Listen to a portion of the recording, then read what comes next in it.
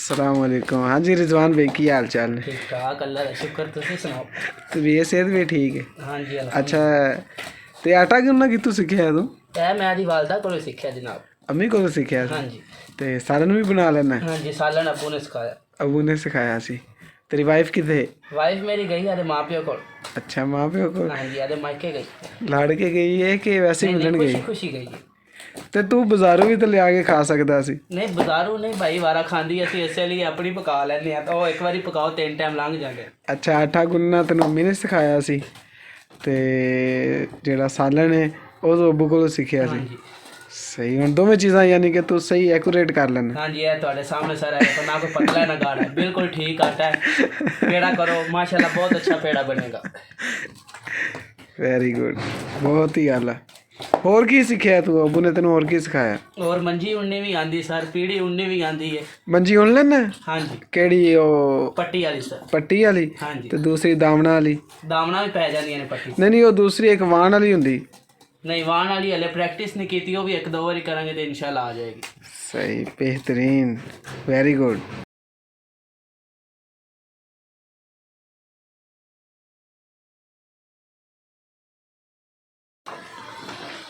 रिजवान भाई ये हल्दी कितनी डाली है? ये हल्दी बस हाफ टेबल स्पून और मिर्च 1 टेबल स्पून। अच्छा, और ये सब्ज़ी में है क्या? आलू मुगरे। आलू मोगरे, ठीक।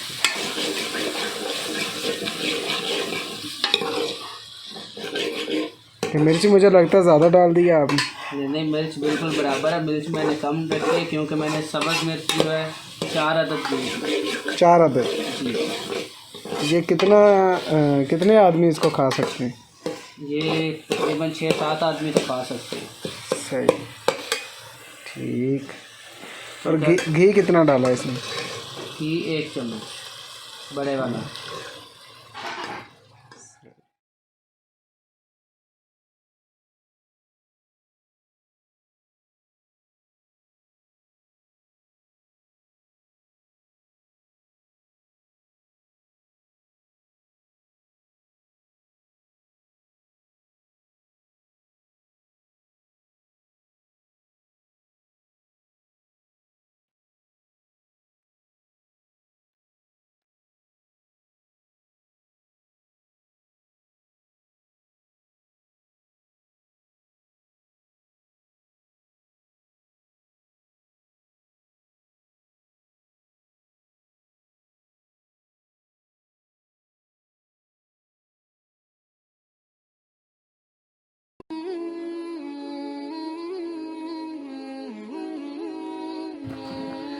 अस्सलाम वालेकुम एवरीवन, मैं हूं मोहम्मद इमरान।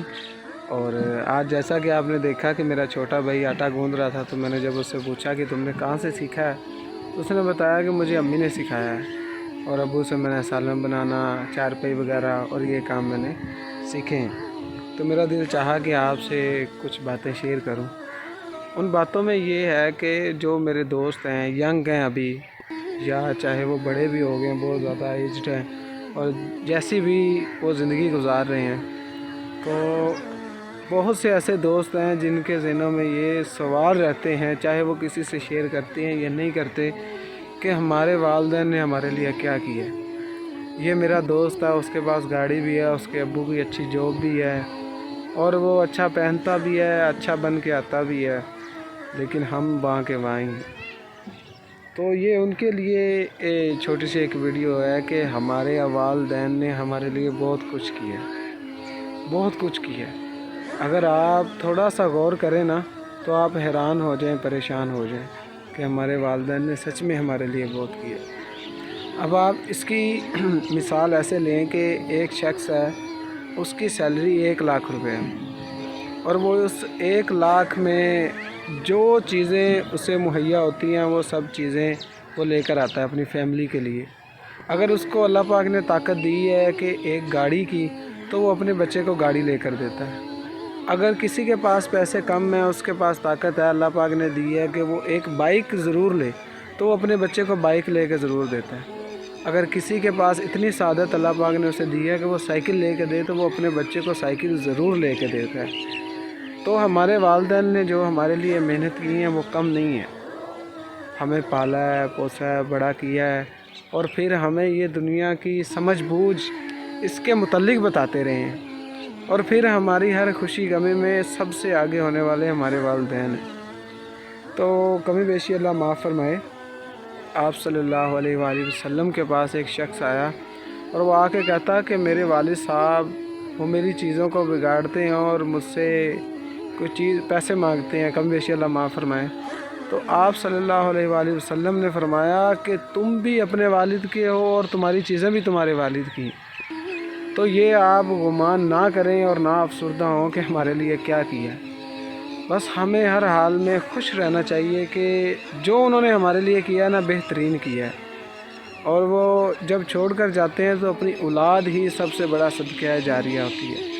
تو ہم سے ہی اس چیز کا اندازہ ہوتا ہے کہ ہمارے اساتذہ کیسے ہیں، ہمارے والدین کیسے ہیں، ہمارا ماحول کیسا ہے اور ہماری گیدرنگ کیسی ہے. ہم نے انسان کو اس کے والدین کے ساتھ بھلائی کرنے کا حکم دیا. اس کی ماں نے اس کو تکلیف سے پیٹ میں رکھا اور تکلیف ہی سے جنا، اور اس کا پیٹ میں رہنا اور دودھ چھڑانا 2.5 برس میں ہوتا ہے. یہاں تک کہ جب وہ پختہ عمر کو پہنچ جاتا ہے اور 40 برس کا ہو جاتا ہے تو کہتا ہے کہ اے میرے پروردگار، مجھے توفیق دے کہ تو نے جو احسان مجھ پر اور میرے ماں باپ پر کیے ہیں ان کا شکر گزار بنوں، اور یہ کہ نیک عمل کروں جن کو تو پسند کرے، اور میرے لیے میری اولاد کو نیک بنا دے. میں تیری طرف رجوع کرتا ہوں اور میں فرما برداروں میں ہوں. اب جن کی اپنی اولاد ہے نا، آپ ان کو دیکھیں، وہ اس چیز کو فیل کرتے ہیں کہ ہم کس طرح اپنی اولاد کی پرورش کر رہے ہیں. تو پھر ان کو وہ احساس ہوتا ہے کہ ہمارے والدین نے بھی ہمیں اسی طرح سنبھالا ہے، اسی طرح پالا ہے. اسی طرح 2 دوستوں کی ایک بات تھی کہ وہ جب اسکول میں تھے نا، کالج میں، تو بڑے اچھے، ایک اس کا دوست تھا، وہ اچھا پہنتا تھا، اچھا کھاتا تھا، بڑا وی آئی پی بن کے آتا تھا. تو جب وہ کالج لائف ختم ہوئی، سب اپنی لائف میں بزی ہو گئے، تو کاروبار میں دونوں کی شادیاں ہو گئی. تو وہ دوست جب دوسرے دوست سے ملا جو پہن ٹہن کے آتا تھا، تو اس کی حالت تھوڑی سی خراب تھی، یعنی کہ کپڑے صحیح نہیں تھے، جوتا صحیح نہیں تھا. اس نے پوچھا، اس نے بولا یار یہ تم نے اپنی کیا حالت بنا رکھی ہے؟ تم تو اچھا بھلا پہنتے تھے، بڑے بن ٹھن کے آتے تھے، تو یہ کیسے ہوا سب، اب کیا ہوا؟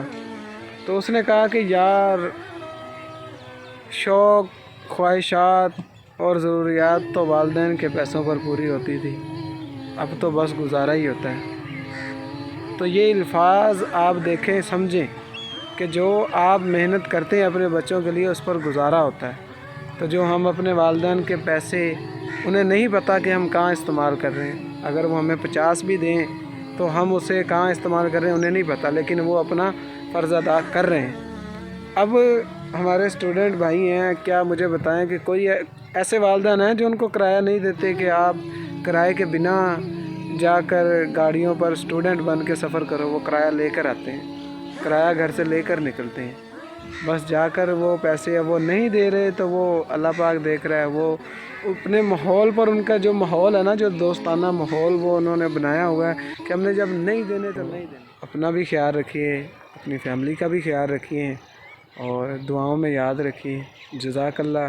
السلام علیکم ورحمۃ اللہ وبرکاتہ.